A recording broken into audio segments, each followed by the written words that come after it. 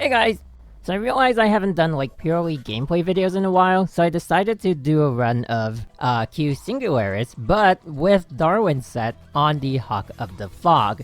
Because people have been asking me like, is the Darwin set really worth getting? You know, it's gonna cost you quite a bit of SS Imaginons, and people want to know if it works. So we're gonna run it on a Q-Singularis on Red Lotus with 82 intensity. So it says 82 EH. Is that the Iguchi Hansen metric? I'm not sure. Anyway, we're going in. I already have like 150 points right there because I went in with stuff like Jing Shun Tan, the GST set, and you know, some other like harder to get equipment. And I decided, hey, let's just do everything F2P. So we're going in with Mac Typhoon. Some people might not agree that it's F2P, but it does qualify because the base form that you need to unlock it, unlock the option to be able to forge it, is Max Storm, and you can actually get that from bounty marks, right? So that's gonna be entirely free. You won't have to spend crystals, and then everything else, you know, you can basically farm for it. You can buy them with Astrites, and then of course you could use AE Imaginons to get Honkai cubes, then get weapon resonators, and use them to get Tauruses, which it's one of the hardest thing. It actually is the hardest thing to get when you're forging PRI arms. So basically that's that covered. And then we're gonna go with Summer Day instead of GST because it's F2P. But if you're like new, because there have been people asking me like where we get these from, they were actually from the first summer event. And then the second summer event actually reintroduced them, but you will have to buy them at 30,000 Astrite per part. So you basically just need T and M, and if you're unprepared, that is a really high amount of Astrite, but if you start saving like mid-spring, or towards the end of spring, you would probably be able to afford it. But you know, you're just gonna have to give up whatever else costs you Astrite. It's really not like the best option because now we have GST in the exchange house and we're gonna be able to buy it with Lucian. So you know, it's not as hard to get as before. But having Summer Day is nice as well because sometimes people stack them with GST. So, you know, you don't really lose out anything spending that 60,000 Astrite. So yeah, if you're new to the game, or maybe just for collection points, go ahead and get it. It's not too bad. Although I don't really use it anymore, it's still nice to have at least for collection points. So then we move on to the B part. I'm using Himiko Christmas because there's no really good B part for me to be placing on it. And yeah, you could basically go in without equipping any B part at all. This one, as you can see here, just provides SP for whoever picks up the bell. It works like Clarissa Gluttony, where you can get like extra damage from picking up the candy. But it's not as useful as it sounds, if it even sounds useful to you at all. So we're just gonna have one more look to see if there's anything that I can place here. Yeah, this is physical. It's the T part that's elemental, so nope. Okay, we're just gonna stick with that. And yeah, okay, so one more thing, before we like go into the rest of the team, I'm actually gonna talk about stuff like other than just the F2P because it's gonna be a pretty long run, so I'm just gonna talk about other stuff like the channel and stuff. So yeah, if you guys had questions, I might answer them throughout the video, so stay tuned. Anyway, so for the weapon on Valkyrie Chariot, we're going with Star of Eden because F2P, right? And then Fuhua Musician T and M with Bronislav B, because for one, F2P, and for two, they work really well because you want to keep using her ultimate. That's the point. I don't know if it'll be useful, but we're gonna try this out. So basically, the idea of me bringing Chariot is just to pull them together, and it'll work really well with like the soul linked enemies because they'll all be taking damage together and it'll maximize your damage instead of having to take them on one by one, which is naturally going to be a lot slower. So as you can see, I don't have affixes on these. They're actually brand new. Oh, that one's convenient. And yeah, the B part does have a slightly decent affix because it's been with me for a while. I didn't maximize that, and I have 1168 attack. My dorm is not maxed out yet, so it could be 1178, And then I think there's also one Divine Key option that I haven't unlocked, so it could be 1188. Yeah, I'm lacking 20 attack. Wow, that's a lot. I gotta work on that. But anyway, if you don't think you need Chariot, you don't need to gather the enemies, you could switch her out for Wolf's Dawn, Phoenix, or even Sakuna Rondo if you have them at SS or higher. But you know, since they're less easy to obtain, I'm going with Chariot. And let's go! Alright, so the first thing I wanted to talk about is that I do actually have loading screens. Like, people have assumed that I don't have loading screens. I do. I just stop talking when the screen is loading, and then I start when the stage starts, because I don't think loading screens are things I want to add in videos. I think it's kind of a waste of the viewer's time, so I try to avoid having them recorded. And that's why you see me just not having any kind of loading screen when I like cut them all out. Also, just for this video, I would like to apologize if you guys see like lag spikes or FPS drops. I'm running one too many apps on my PC right now, so it's gonna go through stuff. But anyway, I don't think it's that bad, so I'm just gonna let it through. I probably should have restarted my PC before doing this, but we're already in. So, let's just continue. Okay, so as you can see, we are going to use a lot of six-sided shock, which is that attack you saw right now. And we're gonna use like a few other attacks, but I'm not really good with using Hawk of the Fog. I have used her for Padrino, and what was the other boss that we used her for? Benares, because she's really good against them. Also, I used her on RPC and somehow got into Drexy's Myriad, but I didn't really intend to do that. Unfortunately, I am in there, so maybe I'll do a video on it if you guys want to. But yeah, that's how strong she is if you use the right Stigmata combination. So anyway, I'll try to utilize her other skills. If you use like AB, which I think the skill's name is Tyrannic Talons, if you use that attack after her ultimate, it actually deals a lot of damage. That's basically how we take down bosses. Otherwise, you can just spam BB. I think it's basically gonna give you the same results, more or less. And yeah, I'm just gonna make it more diverse. Don't, like, assume that what I'm doing is maximum output. Basically, I'm just making assumptions of what skill I should be using as well. So I guess I'm gonna have to learn how to use her proficiently along the way, but the main focus isn't really Hawk of the Fog. Well, it is, but it's Darwin. Okay, so we're doing pretty well so far. I think this setup can actually complete the entire Q-Singularis at its current intensity, which is a really good sign. So, one thing I'd like to mention is that the boss for this round of Q-Singularis is Benares, who is weak against ice. I mean, like, the Evadian increases ice damage by a lot, so we're definitely gonna have to switch up the Valkyrie to be practical about getting a good score, but I will still defeat it with this Hawk of the Fog and this setup, you know, aside from the fact that I'll be changing Valkyrie Chariot out to something else. But yeah, I will be doing that just for the sake of seeing if we can, like, go through the entire Q-Singularis with a setup like that. Also, I kind of screwed up there. I switched Chariot in when she did not have enough SP, so definitely gonna be switching her out, because I mean like taking her out of the team, because I don't think I'm managing it well enough.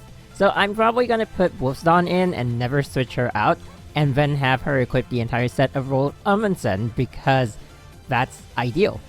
I'll probably do it when we get to the next boss, or after that boss, you know, just to see if I can still make Valkyrie Chariot work, because she's definitely more easily obtainable than a SS Wolf's Dawn.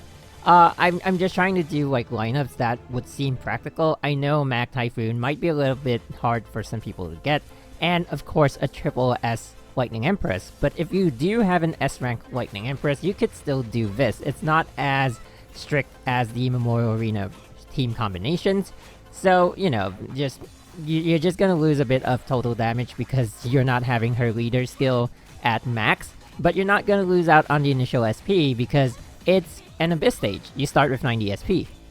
But one thing to consider, if you're F2P and you encounter stages like that, or floors like that, where you have a type disadvantage, you might want to consider switching to like a mech team, or at least a team with a mech DPS. But, you know, I think Darwin plus a maxed out group of Taishan is actually strong enough to power through, so that's what we're gonna do. We're just not gonna switch out to any other teams, and just stick with this team combination for as far as we can go. I just realized I'm doing a lot of 6-sided shock and not much of anything else. But yeah, that seems to be where the damage is coming from, unless you have like specific builds that... Okay, Tyrannic Talons is actually legitimately strong. Oh yeah, so while we're on the Hawk of the Fox skills, there's one thing that people have been asking me about, and I did go ahead and check it out. It's in the overview video, I did do a demonstration of her QTE having a follow-up attack. Same for Valkyrie Exhibitor. Apparently it's no longer in the game, and I have no idea why. So I'm really sorry if anyone was misled by that information, but I was too. So I don't know why they removed it. Hang on, I'm gonna switch something out.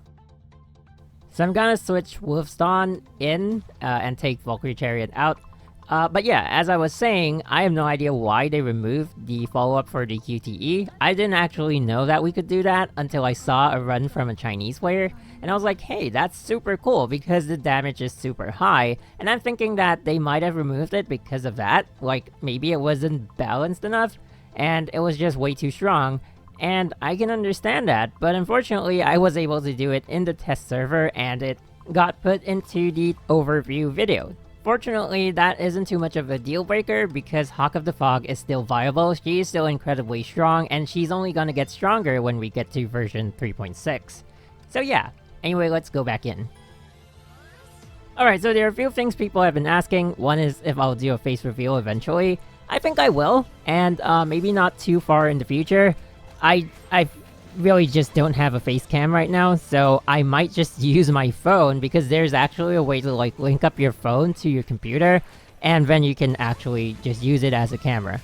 What else? Oh yeah, streaming. So I'm okay to do streams. I did actually recently set up a Twitch account, but I'm not too sure Honkai is a game that's like streamable, if you get what I mean.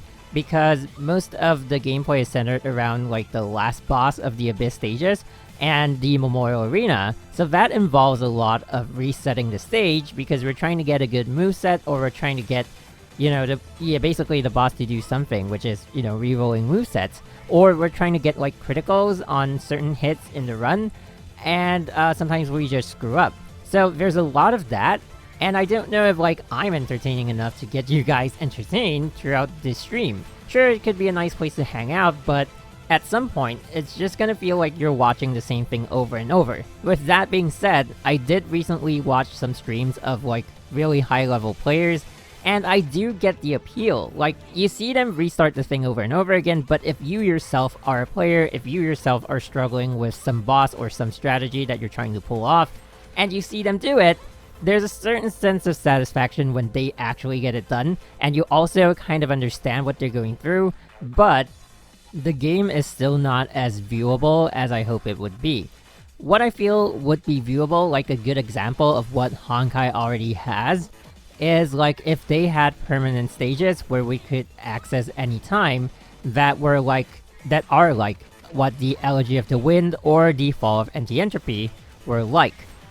Yeah, sorry about that confusing dialogue, but that's what I mean, right? Like, if you're looking at gameplay where you understand that if the player screws up, they die immediately, and they have to take the boss down without getting hit at all, that's relatable. That's something that, you know, even if you don't play Honkai, you would get. And that would be a lot more entertaining than, even if you look at a compilation of perfect Memorial Arena runs. Even players who are playing the game might not find that entertaining, much less a general audience. And a lot of people were making the comparison to Dark Souls, where like, oh, if you don't get the boss, you're probably going to take a really long time to take it down, but if you get how to do the gameplay, you're just going to be able to take it down in a few hits. And, you know, that's the gap, right? If I'm using these games as an example, then the other game that I feel would be more viewable would definitely be Devil May Cry. It's also a game I used to be really good at, but basically only at Devil May Cry 4. I didn't really follow the next one because that one wasn't canon, but anyway, enough of another game. What I'm trying to say is that, you know, if you know these two games, you get the example I'm trying to make. One is a lot flashier, it doesn't take away from the game's difficulty, but it looks good, right? And You know, even if you're not looking at it for gameplay to learn something out of it, it looks good in general. And that's what I'm talking about why I don't stream, because Honkai, it looks good. Don't get me wrong. The game definitely looks good, right? In all aspects, it does. Just that it's that gameplay relatability that isn't there yet. But I feel that the DLC would have a good chance of getting there. Or I'm even confident to say that the DLC would definitely have a chance of getting there, and I would like to stream it. But I feel that Genshin is really the one we should be looking forward to, even though I personally didn't like watch the streams or gameplay long enough, and I didn't get any beta access at all. But that is definitely a game that I am looking forward to, and I feel that it's definitely going to be a game that's fun to watch on stream and also on videos. So, not that it's necessary, but I'm gonna upgrade my computer. I'm gonna buy some like new parts. I'm definitely gonna switch out my GPU because it's old at this point. I'm not saying that it's required to play those games, I'm just saying it's a personal preference. So yeah, regarding streaming again, do let me know in the comments if you guys think there's anything you would like me to stream. Do let me know what content, like if it's existing content in the game, what you'd be interested to see, and also like anyone who feels that they'll be interested in watching a stream, do let me know. And if there's enough people who are actually interested in seeing that, then of course we'll make it happen. Also, regarding like a face reveal, I am considering buying a webcam, but I have never owned a webcam in my life, so I don't know what to look out for, like price-wise or specs-wise. Like, what do you look out for in a camera? I mean, basically, it's just the resolution and making sure it's clear, right? But I've no idea of what goes on with cameras. Like, what do I look for? So do let me know if you guys have any recommendations of what kind of camera I can buy. And, yeah, I look forward to doing that as well. I am a little apprehensive, like, with doing a face reveal, but I thought the same about, like, doing videos in general as well, because I don't really like my voice. I mean, it's gotten better, I am a little more used to it right now, but you get what I mean, right? Because not everyone hears their own voice all the time. I mean, like, a recorded version of your voice, like if you hear yourself on the phone and you're like, man, did I actually sound like that? But if you notice though, I do sound a little different from my older videos, and that was a bit of a mic problem. My old mic was terrible, and so it kind of distorted my voice and I sounded really just different. Sometimes I'd get comments on some videos of people saying like, oh, what an annoying voice. And to those people, I say, thank you for watching. I mean, if people who find my voice okay and just stay for the content, watch the entire video, you know, that's understandable because that's what they wanted to do. But if you found my voice annoying and you even took the time to go type that in the comments, what are you doing watching the video? If you watched the entire video, well, thanks for watching and thanks for sharing your opinion. But, you know, for anyone else, I guarantee you my voice sounds way better recorded right now because I have a better mic. But yeah, I guess there are a lot of these kinds of situations which kind of make it hard for people to want to open up, like on the internet. I guess it's easier for some people than others, but for me it's kind of tough. I don't really know how to explain it, but you know, some people do get that feeling that they don't want a photo of themselves, or they don't want a recording that had them in it, or a recording even of their voice to be posted anywhere. And that's me on some levels as well. But I guess it's gotten better, and yeah, I wouldn't mind having my face on the channel. And even saying that out loud actually sounds kind of weird, but I don't mind trying it out. Okay, so we've gotten through to the 15th floor, and this boss should be pretty easy because we have the type advantage. So, oh, on top of that, Hawk of the Fog breaks shields, like, super easily. I mean, look at that. The shield got destroyed the instant she started attacking, and now, after regenerating, it got taken out again. But somehow Baldur is still moving, which is a little unexpected, but okay, we can still deal with that.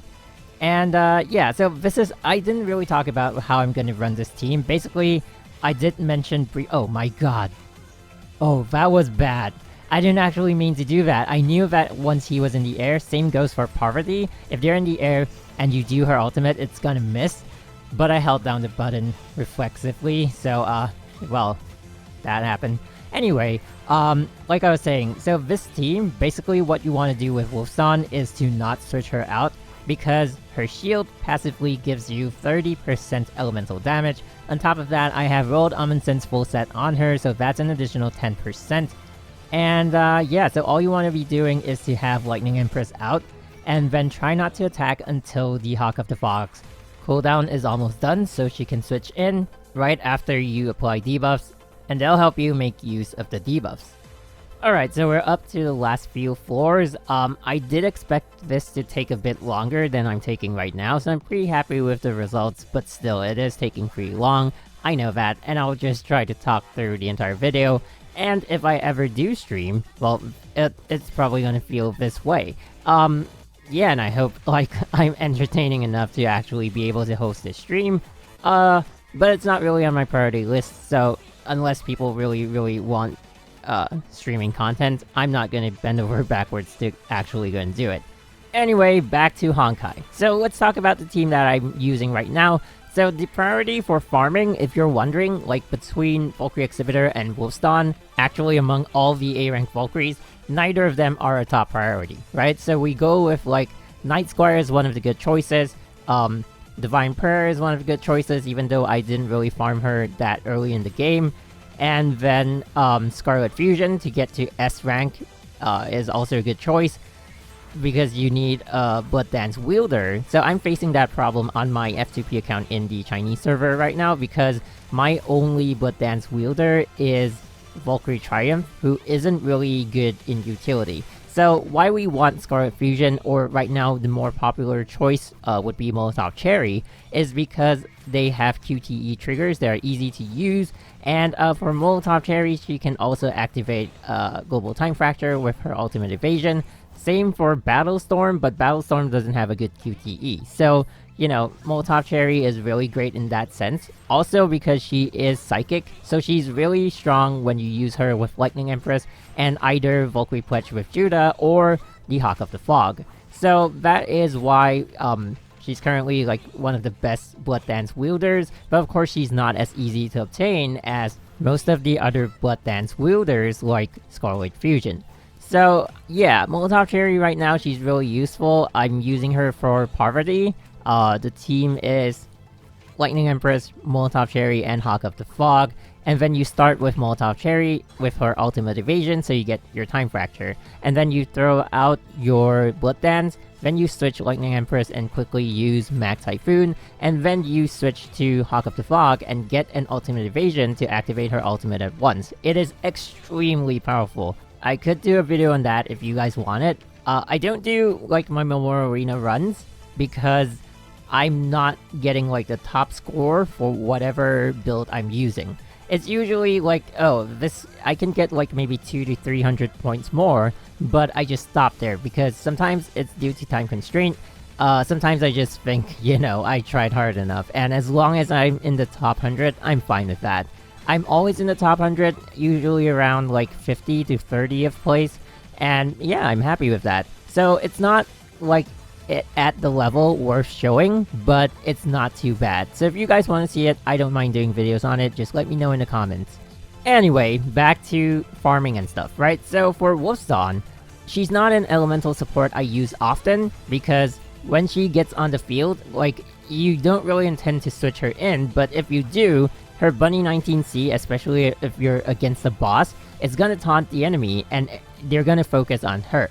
I mean, on Bunny 19C. And that makes it really hard to get an ultimate evasion if you need to. Even if you, like, stick to where Bunny 19C is, you might not be able to pull off what you're trying to do, and so that's really annoying. You can actually run her with Caravaggio, but I've almost never done that strategy before. I don't think I've ever done that. Mainly because I don't really like having Bunny 19C on the field. But why she is recommended for especially beginners to get to SS rank is because, you know, when you don't have that many supports, having 30% elemental damage just, without having to do anything else. You don't have to switch her out to apply it or anything like that. It's gonna be passive for the entire fight. That is really, really useful, especially if you don't have any other support equipment to kind of boost your damage the way you want to. So then we go to her support equipment. It's just Roll Amundson's full set, and that is extremely easy to get. Like, if you're a new player, you just started your account, you could get Roll Amundson's full set in less than a week. So that is why she's recommended, and even when you're at top tier, you can still make use of her. Like in the Abyss stages, maybe not in the Memorial Arena, but in Abyss stages there are still people who use her, so she's gonna be useful all the way. Just as a personal preference, I don't really use her all that much. Then we move on to Valkyrie Exhibitor. So Valkyrie Exhibitor isn't on the top of the list of Valkyries to get. I mean to farm for. Most of the time people would go for stuff like Night Squire, because Night Squire has always been relevant. Even in Exalted tier, people still use her. Valkyrie Pledge as well. Of course, you're gonna need Judah with Valkyrie Pledge. And then probably after that, you could start farming for Exhibitor, right? Yeah, off the top of my head, that's how I go. Because Exhibitor by herself isn't all that strong, and then if you want the Hawk of the Fog, you're not only gonna need the Valkyrie Exhibitor fragments, you're also gonna need the chips to get the Hawk of the Fog's augment stars and the smelted cores. So that in itself is gonna be a lot harder than just getting a Valkyrie like Valkyrie Pledge. Okay, Pledge is not as easy because you need Judah, but like Night Squire is definitely one of the best options out there. Ever since she's been released, she has been just so useful in so many ways.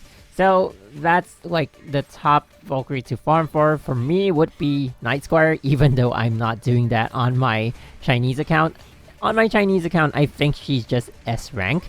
If you want Night Squire to be useful, you actually need her at double S rank. I can't remember what the passive was, but she does have a passive that makes her stronger at double S rank. But yeah, so that's the priority I go for. Hawk of the Fog isn't like super high on priority, and if we're talking about like you already having Judah, then of course Valkyrie Pledge is the way to go.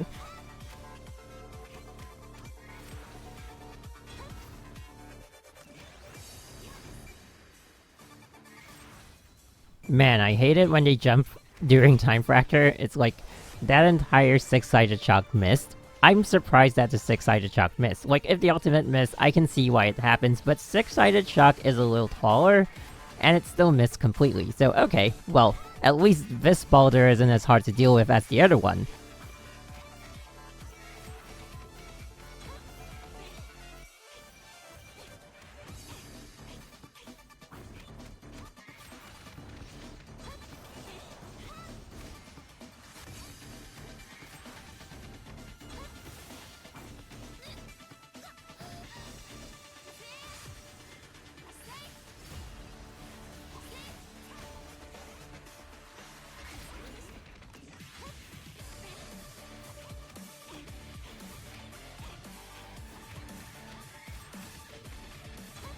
Oh, that Tyrannic Talons did as much damage as the 6-sided chalk. That's good to know. I don't really know like the best way to be using her in prolonged combat. I know how to use her like against bosses in the Memorial Arena, because we just debuff the bosses and then we go for the ultimate skill. But in terms of like fighting this way, even though I've been fighting for the past like 20 minutes, I don't really know how to optimize her damage. From what I know, it's just mainly using 6-sided chalk, and then if you do happen to do the ultimate, she gets her Electran status, and that boosts her lightning damage by quite a bit. So you can continue doing the 6-sided chalk like what I'm doing right now, or you can switch to Tyrannic Talons, but I think of that as more of a chaser skill. Though, when we do it in the Memorial Arena, after her ultimate skill, we do actually rely on AB, which I think is Tyrannic Talons. I don't know if BB is also Tyrannic Talons. It's really confusing when you have the skill names, and that's why we go with the input like AB, BB, and stuff like that.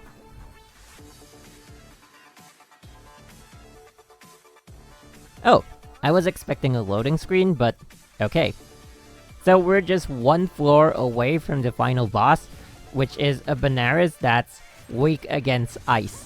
I mean, it's just the Evadian that makes it weak against ice, but one thing I've realized, in the Direxia and Q-Singularis is that when the Benares is... It's usually weak against ice, and when it is weak against ice, it turns into fire. So we don't have to deal with a lightning or ice Benares, but for this case, the fact that we don't have to deal with a lightning one allows me to use this team against it. And it's basically going to be the same thing, it's just going to be Lightning Empress switching in to do the conductivity and apply the water balloon, and then switching into Hawk of the Fog to deal damage. I really don't know what kind of a score I'm going to do, or even if I'm going to be able to clear it, but I think it should be okay. So yeah, even if you can't get a good score for the boss, like most of the time, at least if you are completely F2P and you don't even have like a single gotcha piece of equipment, but you do have a team like that, you could at least stay between Agony and Red Lotus, even if you're above level 81, which is really good. Because if you can do that, you'll get at least a 10-time pull per month. And that's just from the Abyss. You're not counting stuff you get from Memorial Arena, and you're not counting stuff you get from the events. So if you add that all up, you probably get like 20 pulls per month, and that's not too bad. I mean, 20 pulls could get you stuff, you know. It's not like an S-rank guarantee or anything like that, but you can save up enough to get a good... I mean, you could get like... Every year we get one strong Hasha character, right? We got the Hasha of the Void last year, we got the Hasha of Reason this year, and we're probably gonna get a Hasha next year. So, if you just start saving and you're at this standard and that's the amount of crystals that you get per month, then when the next big banner comes out, you'll have enough to get it at S rank and all its equipment, and you wouldn't even have to buy crystals at all.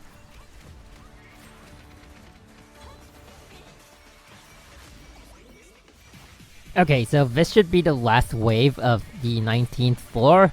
I hope I make it through. I'm already at level 2 bleeding, so, yeah, I'm waiting for the quantum vibrations to get Alright, we're now at level 3 bleeding. That's really dangerous, but 6-sided shock is an entire iframe, so it does save me a little bit from the bleed damage, but still, ouch. Okay, yeah, but still, you know. Oh god, I screwed up. I meant to do an ultimate with that ultimate evasion, but oh no, I didn't hold the button.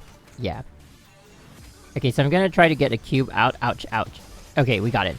And turn that into the unknown type, and that would probably deal more damage. I mean, that would probably help me deal more damage, and I have enough SP to keep going with my ultimate skill, but I'm gonna switch into Lightning Empress to buy some time, to wait for that water balloon to explode, and then mark them with conductivity so that I make sure I'm dealing the maximum amount of damage.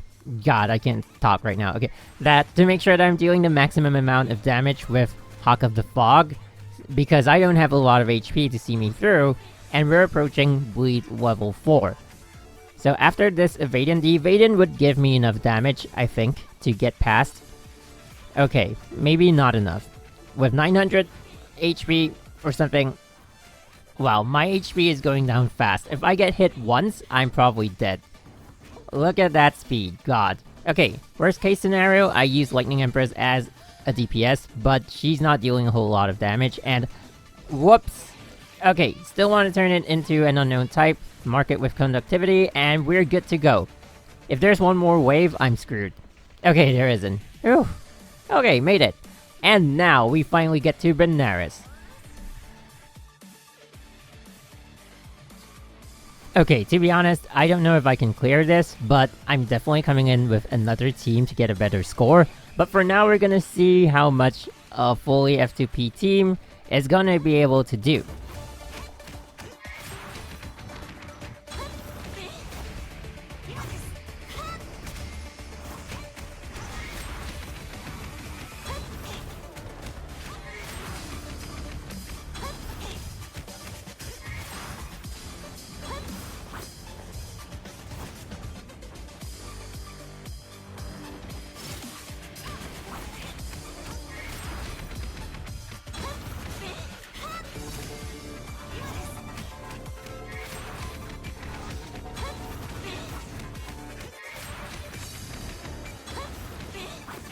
Alright, Fire Form, this is gonna get annoying, but yeah.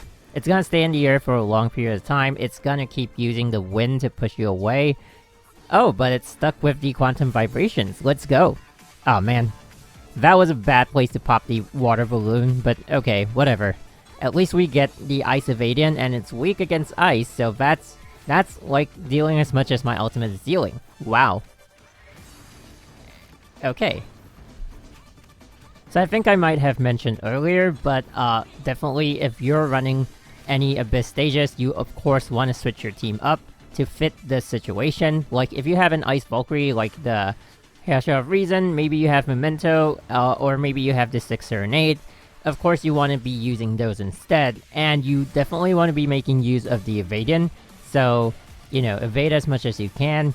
Unlike me, I'm not really making use of it, even though I probably can, but I'm just going like with all-out DPS and trying to take it down as soon as, well, trying to make use of the evasion would actually be a better example of trying to take it down as soon as I can, but still. I'm just going for the more direct approach, like, keep attacking it until it's down. Well, why did I even do that? Anyway, from the looks of it, we can probably take it down with this entirely F2P set, and I'm forgetting something. Oh yeah, I should use BB, which helps me get close to it as soon as possible. Okay, well, live and learn. So that's a gap closer. I might have mentioned it in the overview video, but totally forgot about it. So yeah, use BB when you're like far away, because once that wave hits the enemy from far, you still get to chase it down.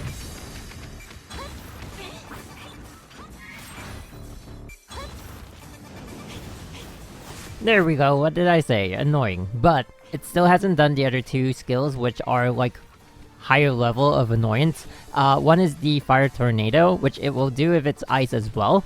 I mean like the Ice Tornado, but the main point is it's a tornado. And then there's also the one where it like spouts fire pillars from the floor. I don't think it does that one often, like maybe not even in the Memorial Arena. But that Fire Pillar skill is really devastating. I mean, it's not just annoying, it'll take your character down the moment it hits you. You could probably survive like one hit, maybe two if you have a lot of HP, and plus you have Wolfsdawn's Elemental Shield maybe? But yeah, I think it doesn't do that in the Abyss stages, which I'm really grateful for. So I went ahead and waited for those two quantum vibrations, because usually when I'm attacking and trying to evade at the same— wow, that did a lot of damage. Anyway, usually when I'm trying to attack and evade at the same time, the vibrations don't end up where I want them to, and I end up missing them. Okay, 277. That's not too bad, I guess. I mean, at least I can clear it, and let's see where I stand in my current bracket.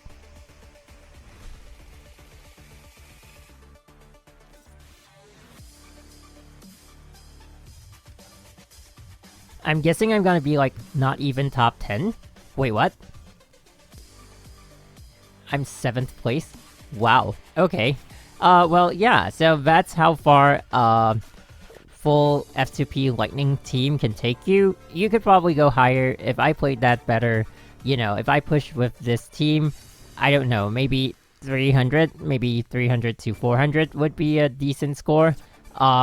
But yeah, I think it's not too bad. If you're in certain brackets, that kind of score might get you retained. Otherwise, if you drop to Agony and then you come back up— wait, is it Agony?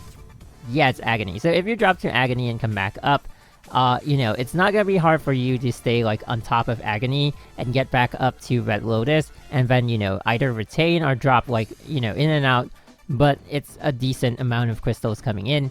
And like I was saying, just from Abyss alone, you're gonna get like a 10-time pull per month. Well, finally over. This is gonna be a super long video. So anyway, thank you guys for watching, and if you have any comments on whatever I was talking about, please add them in the comment section down below. This has been MG, and I'll see you guys soon.